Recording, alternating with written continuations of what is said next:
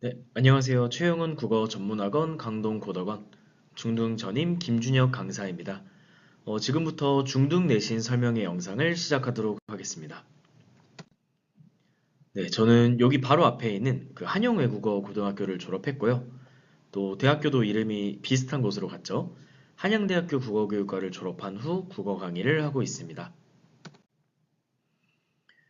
네, 그래서 왜 내신은 저에게 맡기셔야 하는지 설명을 드리면 우선 한양대 국어 전공자입니다. 한양대가 국어교육과로는 명문에 해당하는데요. 그 가르침과 배움을 저도 학생들에게 최선을 다해 전달하고자 노력합니다.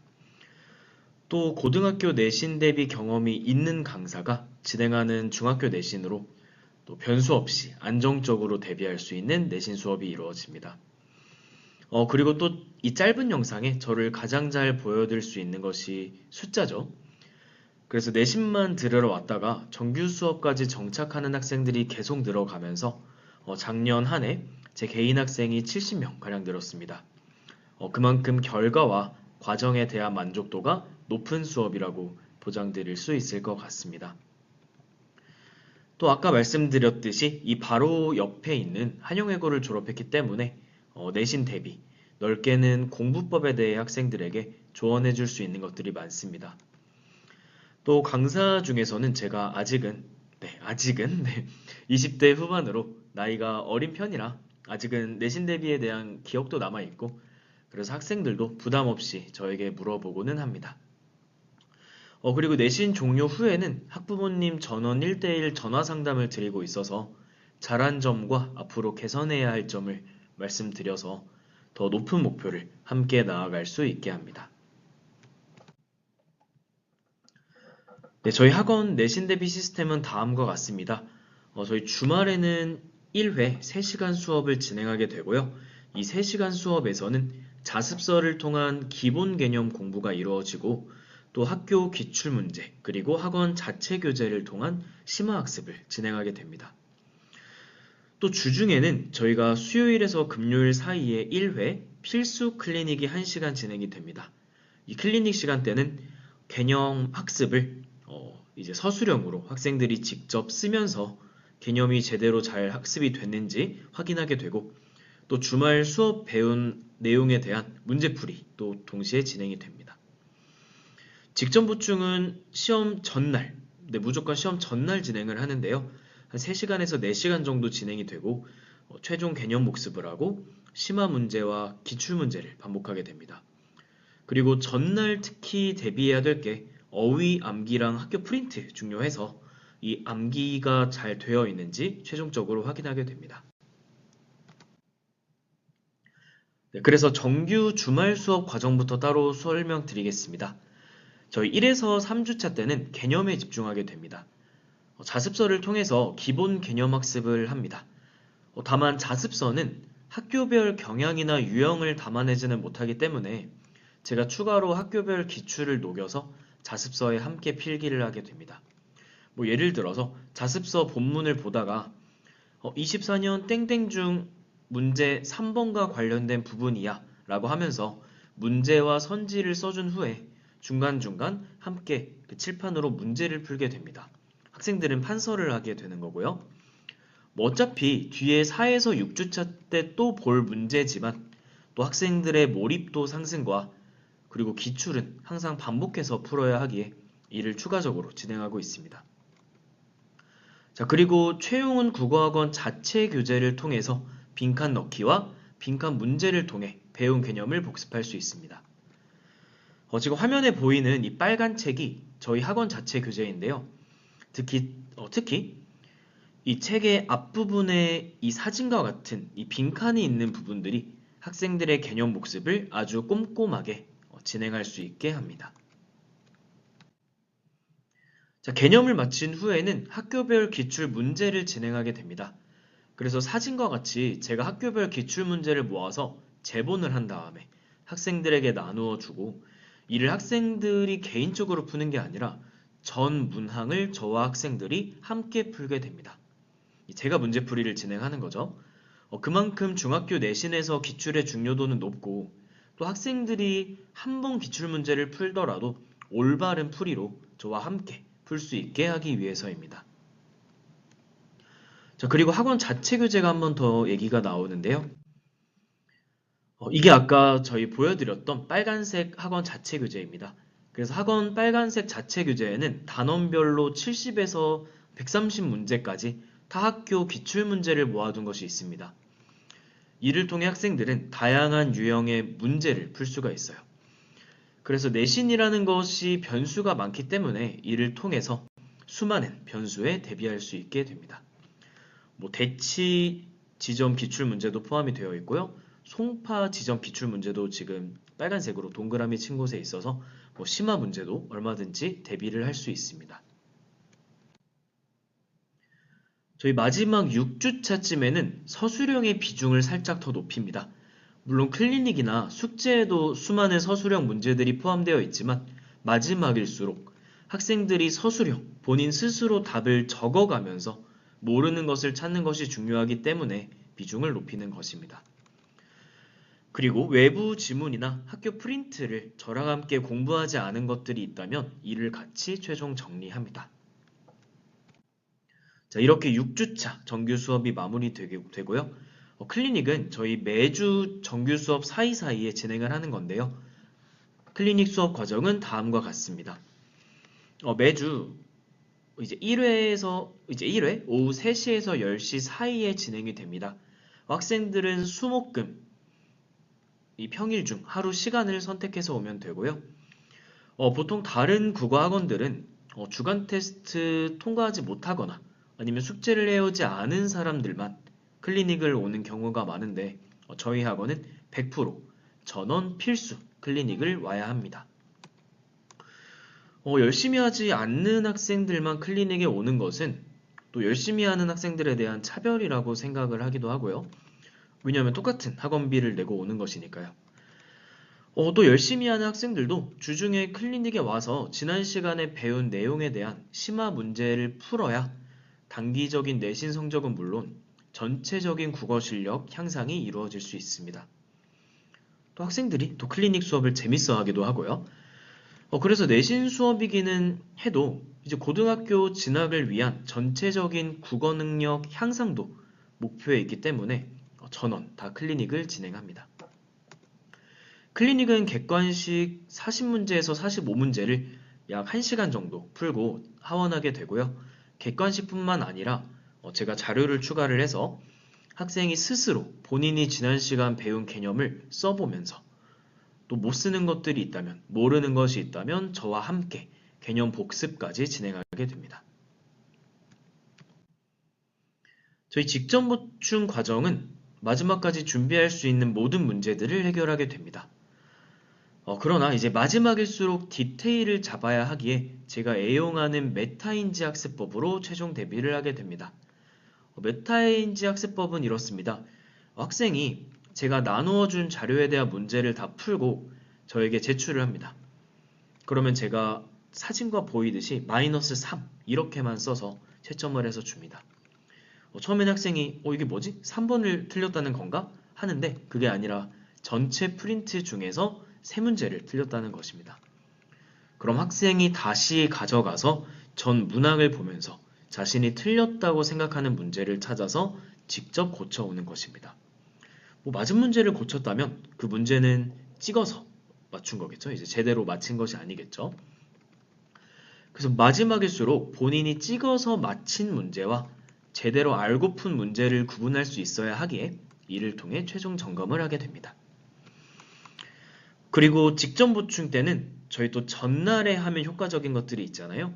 어휘와 학교 프린트 암기 여부를 테스트해서 마지막으로 그 테스트를 통과해야 하원할 수 있게 되는 수업입니다.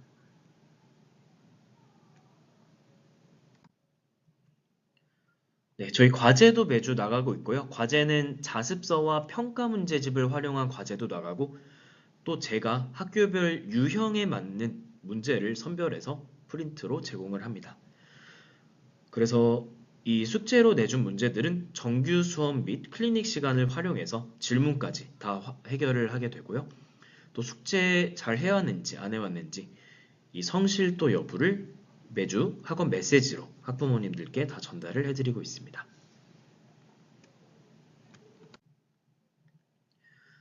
네, 그래서 중학교 내신 대비는 결과만큼 과정도 중요하다는 말씀을 드리고 싶습니다.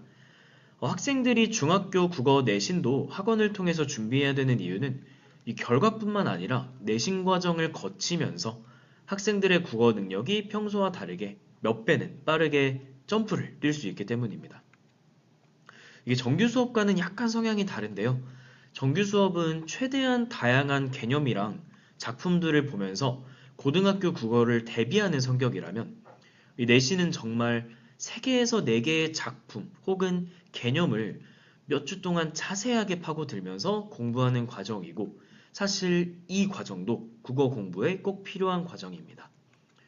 그래서 또 내신 수업 때만 얻을 수 있는 그런 국어 학습의 경험 또 국어 실력의 향상이 있기에 저 또한 아주 열심히 준비를 하고 있습니다. 그래서 학원에서 열심히 준비해 주는 건 좋은데 중학교 내신인데 이렇게까지 대비할 필요가 있나 생각하시는 학부모님들도 계실 텐데 저희 학원은 학생의 장기적인 국어 실력 향상을 위한 그 과정에도 초점을 맞추고 있기 때문이라 설명드릴 수 있습니다.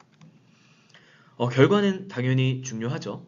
그리고 결과가 좋아야 학생들이 국어에 대한 자신감, 위닝 멘탈리티가 생깁니다. 또 국어 과목 특성상 또 이게 또 중요한 과목이기도 하고요. 그래서 이 위닝 멘탈리티가 고등학교 진학 전에 잘 갖춰져야 고등학교 올라가면 한번 이제 국어의 쓴맛을 보겠지만 내신도 어려워지고 모의고사도 있고 그러니까요. 자, 이렇게 국어의 쓴맛을 보겠지만 다시 일어설 수 있는 힘을 거기서 이제 위닝 멘탈리티에서 얻을 수 있습니다.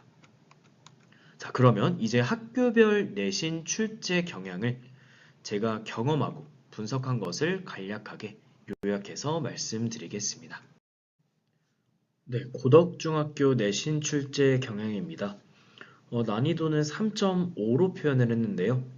중간고사가 조금 더 어렵게 나와서 중간고사 난이도가 저는 4 정도라고 생각을 하고 기말고사는 조금은 더 쉽게 3의 난이도라고 생각을 해서 3.5라고 잡았습니다. 출제 경향은 제가 4가지로 간략하게 요약을 했는데요. 첫 번째는 기본 독해 능력을 요구하는 선지들이 좀 길고요. 두 번째는 맞는 내용과 맞는 내용을 합쳐서 틀린 선지를 만드는 그런 유형들이 고덕중학교의 대표 유형입니다. 뒤에서 조금 더 자세하게 설명을 드릴 거고요. 세 번째는 무리한 심화 개념은 요구하지 않지만 그러나 개념을 꼼꼼하게 이해하기를 요구합니다. 특히 개수세기 문제에서 개념을 물어볼 때가 많아서 개념을 꼼꼼하게 볼 필요가 있고요. 그리고 네 번째로는 1학기는 서답형이 포함되고 2학기는 객관식 100%가 출제되는 경우가 많은데 서답형이 포함될 때 조건이 다른 학교에 비해 매우 까다로운 편이라고 볼 수가 있겠습니다.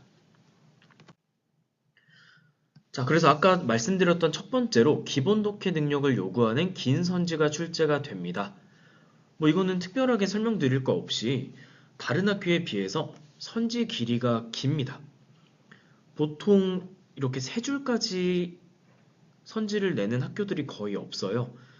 많아봤자 5개 선지 중에서 하나만 그렇게 내는 경우가 많은데 지금 사진으로 보시면 네, 선지가 3줄짜리, 4줄짜리 여기는 하나, 둘, 셋, 6줄짜리까지 있죠. 그래서 선지 길이가 길기 때문에 기본 독해력이 필요한 시험이라 볼 수가 있고요. 자, 그래서 저는 해결 방안도 같이 말씀을 드릴 건데 단기간에 사실 독해력 자체를 늘리는 것은 쉽지 않은 일입니다.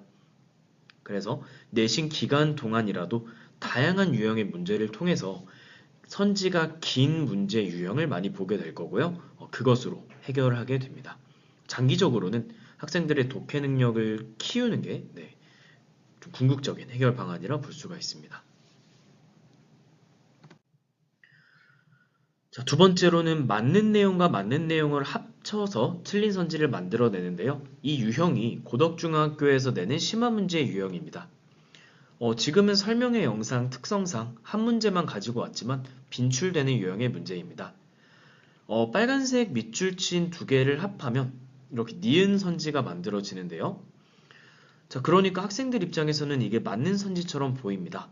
사실은 근데 위에 빨간 줄은 이 기법, 즉 붓과 롤러에 대한 설명이 맞는데 아래 빨간 줄은 기법이 아닌 구도에 대한 설명입니다. 그러니까 이 두 개가 연결돼서 니은 같은 선지가 만들어지면 틀린 선지가 되는 거죠. 자, 그래서 이 문제의 해결 방안은 선지 내 문장과 문장 간의 연결성을 따지는 연습이 필요합니다. 특히 제가 계속 강조하는 거는 시험장에서 답이 안 보일 때, 내가 답을 확실히 정할 수가 없을 때 혹시 이 유형의 문제는 아닐까 생각해 보라고 강조를 합니다. 그래서 고등중학교를 대표하는 유형이라고 해도 될 정도로 빈출 유형이므로 기출 반복을 통해서도 해결을 하게 됩니다. 네, 세 번째는 무리한 심화 개념은 요구하지 않지만 그러나 개념을 꼼꼼하게 이해를 요구합니다. 개수세기 문제에서 개념을 많이 물어보는데요. 그래서 가나다라마 중 고르는 문제 대신에 개수세기 문제가 나오는 경우가 있습니다. 예를 들면 지금 사진에서 보시는 것처럼 이런 유형인데요. 자, 이런 문제는 속어법으로 푸는 게 불가능하기 때문에 정확한 개념을 숙지할 필요가 있습니다. 그래서 해결 방안은 사실 강사와 학생 모두가 노력해야 할 부분입니다. 학생은 마지막까지 가서 초반 배운 개념을 까먹지 않도록 주기적으로 복습을 해야 되고, 근데 사실 학생이 복습을 안 하면 그건 강사에게 책임이 있잖아요. 강사는 끝까지 개념을 확인할 수 있는 자료 그리고 프린트를 마련해서 해결을 해주고 학생이 개념을 복습하고 있는지 계속해서 주기적으로 클리닉 시간을 통해 확인하게 됩니다. 자, 마지막 네 번째는요. 까다로운 조건의 서답형 문제들입니다. 둘 다 작년 기출 서답형 조건들인데요. 일단 음절과 어절의 차이를 모른다면 무조건 감점을 받는 조건이고요. 그 외 요구 조건도 굉장히 까다로운 편입니다. 예를 들면 꼭 뭐뭐하는 삶과 놀부처럼 뭐뭐하는 삶의 가치를 보여주고 싶었을 것이다. 의 형식으로 쓰라는 거. 그리고 옆에 오른쪽 문제에서는 꼭 한 문장으로만 쓸 거. 학생이 조건을 대충 본다면 감점이 될 만한 여지고 난이도 자체도 아주 쉬운 서답형은 아니기 때문에 저희가 이제 이 까다로운 조건의 서답형 문제들을 클리닉과 파이널 문제 풀이 때 반복하고 심화 문제 풀이를 진행하면서 해결하게 됩니다.